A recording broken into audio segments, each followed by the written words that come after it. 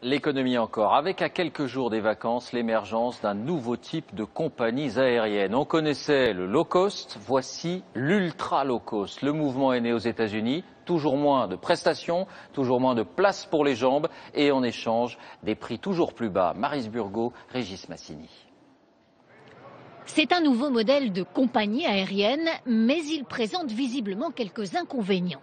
En Floride, en octobre dernier, ses clients de Spirit Airlines ont attendu leur avion toute la nuit.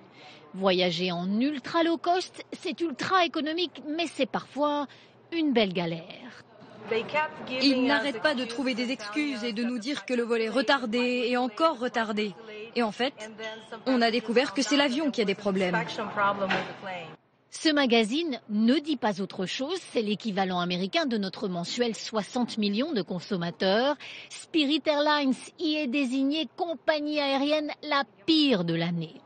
Pourtant, les vols de cette ultra low cost affichent complet en permanence. Logique, ils sont parfois 3 fois moins chers. Exemple, un vol avec cette enseigne entre Washington et Miami coûte 93 €, avec une low cost classique 287 €.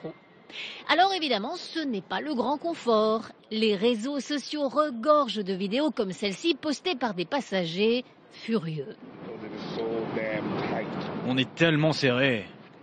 Dans un A320, Spirit réussit à asseoir 24 personnes de plus que les autres compagnies. Des cabines ultra densifiées, mais selon cet expert, le modèle a le mérite de la transparence. Spirit a un créneau bien particulier. Ils disent on est les moins chers, mais on n'offre aucun service. Et si ça ne vous plaît pas, allez voir ailleurs. En fait, cette compagnie pousse la logique des low-cost traditionnels à l'extrême. C'est aussi la reine des suppléments. Boissons, repas, places dans l'avion, tout se paye.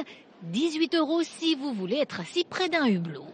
Avec Spirit Airlines, je vais devoir par exemple payer un supplément de 36 € pour cette petite valise que je veux garder en cabine avec moi. Et pour expliquer cette surtaxe, le patron de la compagnie n'hésite pas à payer de sa personne. Dans cette publicité loufoque, il constate que cette mesure dissuade les clients de prendre leur bagage en cabine. Résultat, les embarquements se font beaucoup plus vite.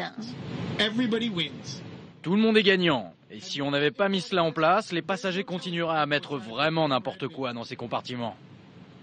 L'ultra low cost est aujourd'hui le modèle aérien qui dégage le plus de bénéfices aux États-Unis.